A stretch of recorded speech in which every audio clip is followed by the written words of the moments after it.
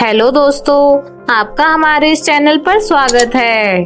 कहानी को शुरू करने से पहले हमारे इस चैनल को सब्सक्राइब करें और हाँ, बेल आइकन दबाना ना भूलें। सिंड्रेला की माँ की मृत्यु को अभी 2 साल ही हुए थे। इसी बीच उसके पिता ने दूसरा विवाह कर लिया था। सिंड्रेला की सौतेली माँ का नाम बबीता था। सिंड्रेला की नई माँ बबीता की अपनी भी एक बेटी थी जिसका नाम था डॉली। डॉली के पिताजी एक कार एक्सीडेंट में मारे गए थे, जिस वजह से उसकी माँ ने दूसरी शादी की थी। सिंड्रेला के पिता गोपाल बबीता से शादी करके बहुत खुश था, क्योंकि उसे लगता था कि बबीता भी उसकी बेटी को सगी माँ की तरह प्यार करेगी। और गोपाल के शहर जाने के बाद बबीता ने अपना असली रंग ढंग दिखाना शुरू कर दिया। पहले तो बबीता ने सिंड्रेला का स्कूल छुड़वा दिया और उसके बाद धीरे धीरे बबीता उससे घर के काम कराने लगी। वहीं बबीता अपनी सगी बेटी को पढ़ाने के लिए एक प्राइवेट इंटरनेशनल स्कूल में भेजा करती थी और उसकी हर एक विश पूरी किया करती थी। यहाँ घर बैठी सिंड्रेला को घर के सभी काम करने के बाद अपनी सौतेली माँ के ताने सुनने पड़ते थे और कई बार तो गुस्से में आकर बबीता सिंड्रेला पर हाथ उठा दिया करती थी। एक दिन सिंड्रेला बहुत हिम्मत जुटाकर अपनी सौतेली माँ के पास जाती है और कहती है, माँ, डॉली रोज स्कूल जाती है और स्कूल से आने के बाद टीवी देखती है, वीडियो गेम्स खेलती है और फिर सो जाती है। माँ, मैं पढ़ने लिखने में बहुत तेज हूँ। मेरी टीचर जी कहती थी कि मुझे मन लगाकर पढ़ना चाहिए।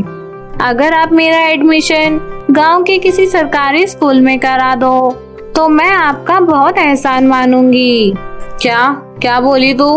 अगर तू पढ़ने लिखने स्कूल जाएगी तो घर के सभी काम कौन तेरी मरी हुई माँ आके करेगी? तो घर के सभी काम क्या तेरी मरी हुई माँ करने आएगी?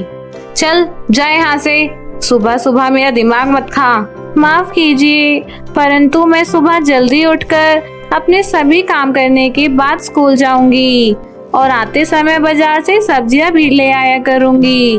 कृपया मुझे स्कूल जाने दीजिए। बहुत जुबान चलने लगी है तेरी, जल्दी से मेरी नजरों के सामने से हट जा, नहीं तो अभी एक चांटा लगाऊंगी खींचकर। देख, फर्श कितना गंदा हो रहा है, जल्दी से झाड़ू लगा दे, समझी? अपनी माँ की बातें सुनकर सिंड्रेला सर झुकाकर वहाँ से चली जाती है। सिंड्रेला जल्दी जल्दी पूरे घर में झाड़ू लगा देती है।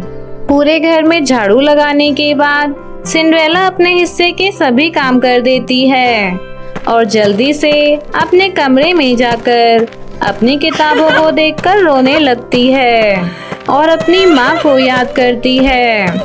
सिंड्रेला की माँ हमेशा से चाहती थी कि सिंड्रेला बड़ी होकर एक डॉक्टर बने, परंतु उसकी माँ की यह आखिरी इच्छा सिंड्रेला पूरी नहीं कर पा रही थी और इसी तरह रोते रोते सिंड्रेला की आंख लग जाती है। उस दिन सिंड्रेला कुछ भी नहीं खाती, क्योंकि सिंड्रेला से कोई खाने के लिए भी नहीं पूछता था। जब कभी भी सिंड्रेला के पिताजी का फोन आया करता तो बबीता झूठे झूठे बहाने लगाकर उसके पिताजी को सिंड्रेला से दूर रखती थी। एक दिन सिंड्रेला को उठने में जरा देरी हो जाती है। कहाँ मर गई सिंड्रेला? अभी सोकर नहीं उठी क्या? अपनी माँ की आवाज सुनकर सिंड्रेला की नींद खुल जाती है और जल्दी से घर के आंगन में आ जाती है। जी माँ, कहिए, क्या हुआ? कल तूने घर का मटका तोड़ दिया। पक्का तूने ही मटका तोड़ा होगा ताकि तुझे बाहर से पानी न भर के लाना पड़े। नहीं, मैंने तो वह मटका नहीं तोड़ा, कल तो सही सलामत रखा था। चल, अब बहाने मत लगा और बाजार जाकर नया मटका लेकर आ। सिंड्रेला बाजार जाती है और वहाँ से एक नया मटका खरीदती है, परंतु जब सिंड्रेला अपने पास पैसे देखती है तो उसके माँ के दिए हुए पैसे नहीं मिलते। यह देख सिंड्रेला बहुत उदास हो जाती है और वह मटका वहीं पर छोड़ के घर जा रही होती है। माँ के दिए हुए पैसे गुम हो जाने के बाद सिंड्रेला बहुत डरी हुई थी और वह डर के मारे घर वापस लौटकर नहीं जाती और जंगल के बीचों बीच एक नदी के किनारे बैठकर रोने लगती है। हे भगवान, माँ ने मुझे पूरे 100 रुपए दिए थे जो कि मैंने कहीं गुमा दिए हैं। अब मुझे कुछ समझ नहीं आ रहा कि मैं क्या मुंह लेकर वापस जाऊं। अगर यह खबर माँ को पता चली तो वह मुझे बहुत मारेंगी और शायद खाना भी खाने को ना दें। मैं वापस घर नहीं जाना चाहती हूँ।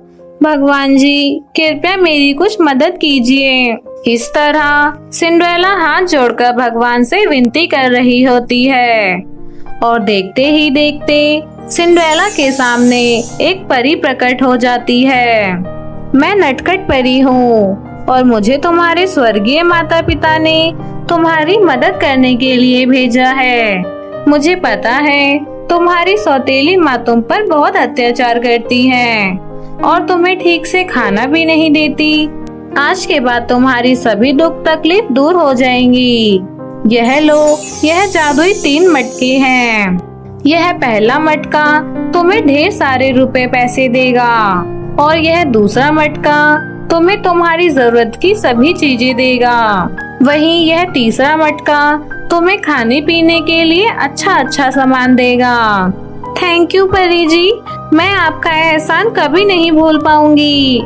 सिंड्रेला के इतना कहते ही परी वहाँ से गायब हो जाती है। सिंड्रेला वह तीनों मटके लेकर अपने घर वापस आ जाती है।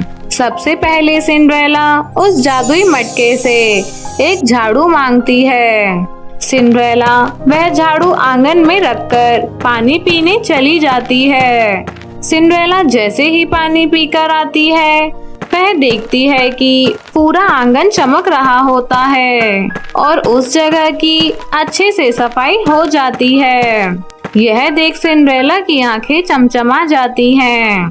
यह सब देखकर सिंड्रेला सब समझ जाती है कि जरूर यह काम जादुई मटके का है और वह अपनी सौतेली माँ के डर की वजह से किसी को कुछ नहीं बताती। इसके बाद सिंड्रेला अपने कमरे में बचा कुचा खाना खा रही होती है कि तभी उसका वह खाना स्वादिष्ट खाने में बदल जाता है। यह देख सिंड्रेला बहुत खुश होती है और मुस्कुराते हुए उन जादुई 3 मटकों को धन्यवाद देती है। सिंड्रेला भरपेट खाना खाने के बाद चुपचाप सो जाती है। अगले दिन से सिंड्रेला को कोई भी काम नहीं करना पड़ता था। उसके सारे काम जादुई 3 मटके कर दिया करते थे। अब सिंड्रेला बहुत खुश रहने लगी थी। अपने माँ के दिए हुए जादुई 3 मटकों की मदद से सिंड्रेला की आगे की जिंदगी बहुत अच्छी और सरल हो जाती है और वह खुशी खुशी अपने घर में रहने लगती है।